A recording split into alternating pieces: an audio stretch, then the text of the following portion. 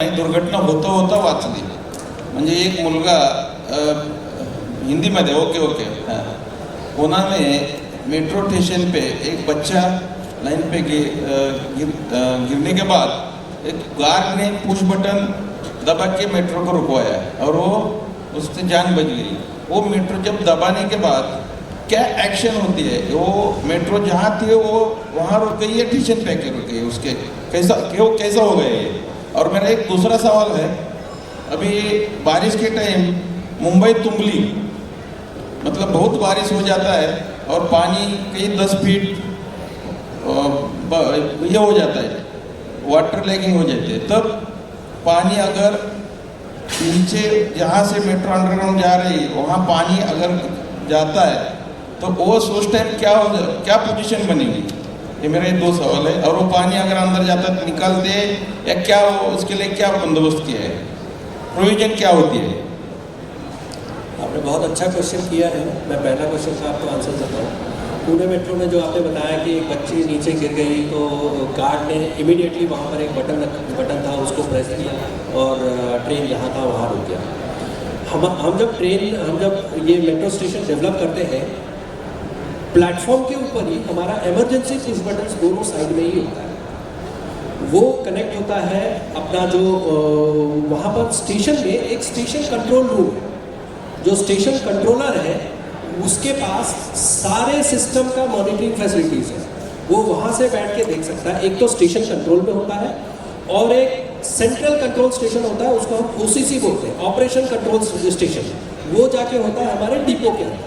वो वहाँ बैठ के सारे स्टेशन को देख सकता है. एक तो मान लीजिए मल्टीपल स्टेशन है, एक स्टेशन के अंदर एक स्टेशन कंट्रोलर होता है, वैसे हर एक स्टेशन में एक स्टेशन कंट्रोलर रहेंगे. और इन सब को मॉनिटर करने के लिए एक OCC होता है, ऑपरेशन कंट्रोल सेंटर, जो कि वो वहाँ से रहते हुए ट्रेन मूवमेंट को देखता है. ट्रेन अभी टाइम में ट्रेन किस जगह पर है, ट्रेन कहाँ पहुँचा है, वो वहीं से देखता हुआ उसका सारे मॉनिटरिंग फैसिलिटीज वहीं पर है. तो जब ये जब आपने बताया ना पुश बटन प्रेस किया, जब ये पुश बटन प्रेस किया इमीडिएटली वहाँ से हमारा कनेक्ट होता है, OHE कनेक्ट होता है. OHE से इंटीग्रेट करके रखते हैं. OHE मतलब ओवरहेड पावर सप्लाई, जिससे कि ट्रेन चलता है, उससे वो इंटीग्रेटेड रहता है. तो जैसे ही हम इसको प्रेस करेंगे वहाँ से पावर ऑफ हो जाएगा. पावर ऑफ होते ही ट्रेन फिर जहाँ है वहीं रुक जाएगा. ये है उसका आपने जो पूछा उसका आंसर किया. अभी सेकंड क्वेश्चन आपने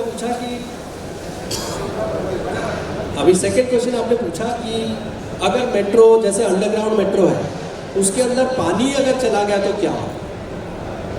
सबसे पहली बात तो मैं ये बताना चाह रहा हूँ आप लोगों को कि जब हम ये मेट्रो स्टेशन बनाते हैं, ये स्टेशन का हम जब डिज़ाइन करते हैं उस डिज़ाइन में ही हम ये सोच के करते हैं कि पिछले 50 साल में हाईएस्ट फ्लड लेवल क्या था, 50 साल के अंदर कितना सबसे हाईएस्ट बारिश हुआ था, उस टाइम पानी कितना भरा था, कितने लेवल तक पानी आ चुका था. वो उसको नज़र रखते हुए हम अपने स्टेशन को डिज़ाइन करते हैं. तो अगर अब जैसे पिछले 50 साल में अगर मान लीजिए 100 mm बारिश हुआ, हम उससे भी ऊपर डिज़ाइन करते हैं कि उससे ऊपर हमारे स्टेशन का जो एक होता है फ्लड गेट होता है, हम उसको उससे ऊपर डिज़ाइन रखते हैं ताकि पानी कभी भी बारिश हो तो वो उससे पानी अंदर नहीं जाएगा. और एक हमने भी प्रोविजन रखा हुआ है, जैसे एंट्री है, एंट्री पर हमारे सम्प पिट्स रखे हुए.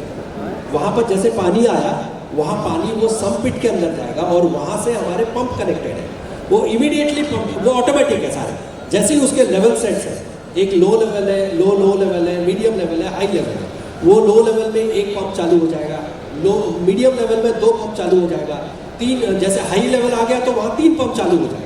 तो इस तरह से हम उसको पानी को, अगर भी पानी थोड़ा बहुत भी अंदर जा रहा तो इमीडिएटली उसको पानी को निकाल सकते हैं. तो ये प्रोविजन हमने रखा है मेट्रो के. और आपको एक चीज़ बता दूँ, ये जो अंडरग्राउंड मेट्रो है मुंबई में, तो ये पहला मेट्रो हो रहा है जो कि अंडरग्राउंड है, अभी चालू नहीं हुआ. अभी हमारे ट्रेन ट्रायल्स अभी चालू होने वाले हैं, अभी चल रहे हैं ट्रेन ट्रायल्स. वो भी अगले 2-3 महीने के अंदर आपने न्यूज़ में देखा होगा, उसके अंदर अभी ओपन करने वाले हैं, अप्रैल मई के अंदर शायद ओपन होने वाले हैं.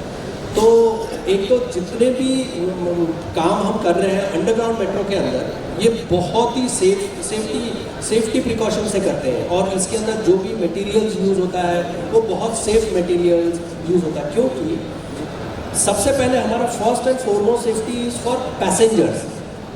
जैसे वो स्टेशन है वो करीब करीब 20 से 25 मीटर नीचे है ग्राउंड से। कल को अगर कोई एक्सीडेंट हो जाता है अंदर तो वहाँ कंजेशन हो जाता है, लोग निकल नहीं पाते, लोग वहाँ पर बहुत मेजर एक्सीडेंट होने के चांसेस हैं। तो इसीलिए ये सारा प्रिकॉशंस हम लेके रखते हैं। अभी जैसे कोई टनल है, टनल के अंदर ट्रेन जा रहा है, बीच में कभी मान लीजिए कोई एक्सीडेंट हुआ और ट्रेन अटक गया। अब क्या है, एक स्टेशन से दूसरे स्टेशन जो है वो कम से कम 700-800 मीटर पे एक से दूसरा स्टेशन होता है। उसके बीच में हम क्रॉस पैसेजेस रखते हैं, जैसे अप टनल हो गया, डाउन टनल हो गया, उसके बीच में हम क्रॉस पैसेजेस रखते हैं। एवरी 200-300 मीटर पे क्रॉस पैसेजेस रखते हैं। तो अगर मान लीजिए ट्रेन चलते हुए बीच में अगर कभी भी कोई एक्सीडेंट हुआ, रुक गया कभी, तो इमीडिएटली जो पैसेंजर्स हैं वो वहाँ से उतर के क्रॉस पैसेज से जाके दूसरे डाउन लाइन में चले जाएंगे और उसके नियरेस्ट स्टेशन से वो वहाँ से इवैक्यूएट हो जाएंगे। तो ये सारा प्रोसीजर्स हमने ऑलरेडी सेफ्टी प्रिकॉशंस लिया हुआ है। जब इसी वक्त आपने जो बताया कि दूसरे लाइन पे जाके लोग बाहर निकल सके, उसी वक्त उसको ये सब इंटीमेशन हो जाती है, उस लाइन में जाने वाली ट्रेन रुकवाई जाती है सर? हाँ, उस लाइन में उस टाइम इमीडिएटली जब यहाँ कोई ट्रेन रुक गया तो वो तो जो ओसीसी कंट्रोलर है ओसीसी को भी पता चलेगा और स्टेशन कंट्रोलर को उसको भी पता चल जाएगा कि ट्रेन कहाँ रुक गया, तो वहाँ इमरजेंसी आ गई। तो वो क्या करेंगे, इमीडिएटली वो दूसरे साइड का जो डाउन ट्रेन है वो जहाँ है वही रुक जाएगा, वो नहीं आएगा। तो इसीलिए एक्सीडेंट के चांसेस एकदम नहीं। सर मुझे एक पूछना था, एज ए इलेक्ट्रिकल कॉन्ट्रैक्टर, अगर मेट्रो में हम जैसे कॉन्ट्रैक्टर लोगों को काम करना होगा तो उसके लिए कुछ गाइडलाइंस कुछ आप कर सकते हैं, मतलब इलेक्ट्रिकल के लिए? आजकल आपने देखा होगा अपने गवर्नमेंट भी बहुत सारा फोकस कर रहे हैं, मेक इन इंडिया और ये सब चीज़ के लिए बहुत फोकस कर रहे हैं। अभी हम एक्चुअली क्या है, मेट्रो के अंदर जब भी कोई काम करते हैं, कोई भी कॉन्ट्रैक्टर सिलेक्ट करते हैं, जैसे अंडरग्राउंड मेट्रो है, हम उसके अंदर कोई चांस नहीं ले सकते, बिकॉज कोई इनएक्सपीरियंस कॉन्ट्रैक्टर को उसमें काम कराने के लिए इन्वॉल्व नहीं करा सकते, बिकॉज उसमें बहुत सारे सेफ्टी चैलेंजेस होते हैं। तो इसीलिए कभी भी अंडरग्राउंड मेट्रो में हम जब काम करते हैं तो उसमें जो कॉन्ट्रैक्टर काम करते हैं उनके प्रीवियस एक्सपीरियंस होने चाहिए, वो पहले एक्सपीरियंस होने चाहिए। लेकिन आपने जो पूछा आप किस तरह से एंटर करेंगे, यस, जो एलिवेटेड मेट्रोज है वो एलिवेटेड मेट्रोज पे आप वो that is normal metro. Elevated metros में बहुत ज़्यादा इतना ज़्यादा सेफ्टी इन्वॉल्व नहीं है, बिकॉज वो एलिवेटेड है, तो वहाँ पर आप लोग एंटर कर सकते हैं। जब वहाँ का एक्सपीरियंस आपका बनेगा तो then you can slowly enter into underground. इस तरह से आप एंटर कर सकते हैं। लेकिन सर ये एक थोड़ा सा हर जगह पे आने वाली चीज़ है, एक्सपेंस, अनुभव कहाँ से आएगा सर? अभी अगर मैं आप जब अंडरग्राउंड काम करते हैं तो अंडरग्राउंड उसका ही एक्सपेंस चाहिए आपको, तो जो आज लोग काम करते हैं उनके पास ही वो होगा, नया आदमी आ ही नहीं सकता। तो उसके लिए क्या है, समझो आपके पास अभी जो अंडरग्राउंड काम बड़ी बड़ी कंपनी कर रही है, छोटे कॉन्ट्रैक्टर नहीं है, तो छोटे कॉन्ट्रैक्टर कैसे आएंगे अंदर? उसके लिए आप एक कंसल्टेंट बोल के क्या सजेशन देंगे? उस तरह से देखिए, मैं क्या सजेशन देना चाहूँगा, अभी जैसे मान लीजिए कोई भी अगर इनएक्सपीरियंस कॉन्ट्रैक्टर अंडरग्राउंड मेट्रो में काम करना चाहेगा, बिकॉज हम ऑलवेज एक एक्सपीरियंस कॉन्ट्रैक्टर को एंगेज करते हैं, तो ये जो एक्सपीरियंस कॉन्ट्रैक्टर काम करते हैं साइट पे, वो एक्चुअली फिजिकली वो तो काम करते नहीं है, वो आगे सबलेट करते हैं किसी को, तो आपको उनके साथ इन्वॉल्व होकर 2-3 प्रोजेक्ट का एक्सपीरियंस गेन करना पड़ेगा। एक बार आपने एक्सपीरियंस गेन कर लिया तो फिर आपके लिए भी क्रेडेंशियल्स बनता है, वो एक क्रेडेंशियल बनता है आपके लिए, तो आप इसी तरह से आप एंटर कर सकते हैं। आप अगर डायरेक्ट बोलेंगे मैं बिना एक्सपीरियंस का हम काम करेंगे तभी एक्सपीरियंस होगा, हम वो चांस नहीं लेंगे, बिकॉज वो लोगों के सेफ्टी रिलेटेड है, अटमोस्ट सेफ्टी लोगों का है।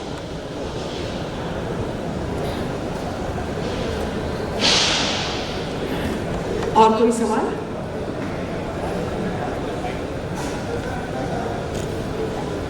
सर नमस्ते। People over here, 90% of the people over sir here mic जरा जवळ घ्या। are electrical contractors. And they are giving the service to this electrical industry for quite a number of years. Not only that, they have got aspiration for doing the work for infrastructure, metros and all that thing. जैसे अभी बुरे साहब ने पूछा था, उनको experience तो नहीं है, फिर भी अपने को उनको कुछ काम देने का होगा. The first thing is that technically they should be empowered to do the work. So in that connection, number one question is that what are the electrical safety point of view, or the electrical material selection point of view you could suggest, number one. And number two, how they can able to improve upon so that they can get a future works along with them. Material, कौन से material हम metro के अंदर use करते हैं? Underground metro के अंदर हम मेट्रो के अंदर अंडरग्राउंड मेट्रो में कोई भी मटेरियल यूज़ करते हैं तो सारा स्ट्रिक्ट कोड स्टैंडर्ड्स इसको फॉलो करते हैं, इसमें कोई भी कॉम्प्रोमाइज़ नहीं करते. अब इसके अंदर मैं आपको बताता हूँ, केबल्स के अंदर, केबल्स एंड वायर्स, वहाँ पर मेट्रो में अंडरग्राउंड में हम कोई भी केबल या वायर होगा तो it has to be LSZH, low smoke zero halogen cable use करेंगे. उसके अलावा हम कोई भी केबल यूज़ नहीं करेंगे और PVC तो एकदम नहीं यूज़ करेंगे, बिकॉज PVC जनरेट स्मोक. तो अंडरग्राउंड में मेट्रो में अगर PVC यूज़ होता है तो स्मोक बहुत जनरेट, तो इसीलिए PVC is totally not allowed. So XLPE LSZH cable हम उसको नॉर्मल केबल, ये केबल हम यूज़ करते हैं. अब एक और इसके आगे एक और स्टेप, कुछ इक्विपमेंट्स जो है वो लाइफ सेफ्टी के इक्विपमेंट्स हो गए, जैसे हमारे फायर पंप्स हो गए, फायर अलार्म सिस्टम्स हो गए, स्काडा कंट्रोल्स हो गए, ये सारा चीज़ जो है, ये जैसे TVS ECS tunnel ventilation system हो गया, हमारा ECS हो गया, एनवायरमेंटल कंट्रोल सिस्टम हो गया, लिफ्ट्स एंड एस्केलेटर्स हो गए, ये इसमें बहुत सारा चीज़ जो है ये लाइफ सेफ्टी रिलेटेड है, इसमें हमको कोई भी कॉम्प्रोमाइज़ नहीं करना. तो उसके लिए जो भी हम इलेक्ट्रिकल पावर्स देते हैं, जैसे पावर केबल हो गया या फिर कोई कंट्रोल केबल हो गया, ये सारा हम FS केबल यूज़ करते हैं. What is FS? Fire survival cable. That is पहले अभी जैसे आ गया है हमारा इंडियन स्टैंडर्ड्स आ गया, पहले हम सारा फॉलो करते थे. BS 6387 CWZ कैटेगरी केबल हम mandatory for any life safety cable you have to use FS cable. So इस तरह से हमारे और भी बहुत सारे आइटम्स हैं. अब जैसे पंप्स है, पंप्स हम इसको UL स्टैंडर्ड के पंप्स ही यूज़ करते हैं, फायर पंप्स. इसमें हम कोई कॉम्प्रोमाइज़ ही नहीं करते, because it is UL is a under items laboratory, it's a standard proven product on fire safety. तो इसीलिए हम पंप ही यूज़ करेंगे वहाँ पर. So these are some guidelines and standards made by the government of India. वो एक standard बनाया हुआ है, उसी स्टैंडर्ड को हमको फॉलो करना है. So hope I think I've answered your queries. And regarding your, you said that अब किस तरह से ये लोग एंट्री करें. अभी मैंने बताया कि आप लोगों को अगर कोई भले ही आपने इलेक्ट्रिकल इंडस्ट्री में 20 साल 30 साल आपने काम किया हुआ है, अगर आपने कोई मेट्रो में काम नहीं किया है तो आपको एंटर करना इट इज़ वेरी डिफिकल्ट. सो इसके लिए आपको किसी भी एक्सपीरियंस कॉन्ट्रैक्टर के साथ ही काम करना पड़ेगा. Once you gain the experience then, because ये एक एलिजिबल गवर्नमेंट प्रोजेक्ट है, ये सारे एलिजिबिलिटी क्राइटेरियाज है, we can not bypass that. तो उसको फॉलो करते हुए आपको जब एक्सपीरियंस आपका हो जाएगा then you can enter into. इसीलिए मैं बोलता हूँ आपको पहले एलिवेटेड मेट्रो का एक्सपीरियंस लेना चाहिए. एक बार एलिवेटेड मेट्रो का एक्सपीरियंस हो गया तो आप अंडरग्राउंड मेट्रो में इजीली घुस सकते हैं.